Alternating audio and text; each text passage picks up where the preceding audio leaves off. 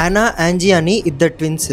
ఇద్దరు ఒకే అబ్బాయిని ప్రేమిస్తారు. వీళ్ళిద్దరేమో చిన్నప్పటి నుంచే ఒకరికొకరు కనెక్ట్ అయి ఉంటారు. చూడటానికి కూడా ఇద్దరు సేమ్ గానే ఉన్నారు. కానీ ఆ అబ్బాయి యానాని మాత్రమే ప్రేమిస్తాడు. అమ్మాయిలు ఇద్దరు కనెక్టెడ్ గా ఉన్నారు కాబట్టి యానా ఆ అబ్బాయితో డేట్ కి వెళ్ళినప్పుడు యాంజీ కూడా వెళ్ళేది. వాళ్ళిద్దరు క్లోజ్ అవడం చూసి చాలా జెలస్ ఫీల్ అయ్యేది. అందువలన యాంజీ ఏదో ఒకటి చెప్పి వీళ్ళిద్దరిని దూరం పెట్టేది. ఫైనల్ గా యానా ఆ అబ్బాయిని లవ్ చేస్తుంది కాబట్టి నేను సపరేట్ అవ్వాలనుకున్నాను చెప్పింది. యాంజీకి చాలా బాధేస్తుంది. సర్జరీ అయిపోయాక డివైడ్ అయిపోతామని. అయినా సరే ఒప్పుకుంటుంది ఇష్టం లేకున్నా. ఆపరేషన్ అయినప్పుడు యాంజీ ప్రాణాలు కోల్పోతుంది. ఆ తర్వాత యానా ఆ అబ్బాయితో మ్యారేజ్ చేసుకుని 10 years తర్వాత యానా బర్త్డే కి ఒక మంత్రగత్తె వస్తుంది. తను యానాతో ఏమంటుందంటే నీ లైఫ్ లోకి ఎవరో తిరిగి వస్తున్నారు అని అనింది. అప్పుడు వాళ్ళ మదర్ కాల్ వస్తుంది. నాకు హెల్త్ బాలేదు ఇంటికి రా అని అంటుంది. 10 సంవత్సరాల తర్వాత తన పుట్టింటికి వెళ్తుంది. ఆ తర్వాత యాంజీ గుర్తులు మలుపు ఉంటుంది.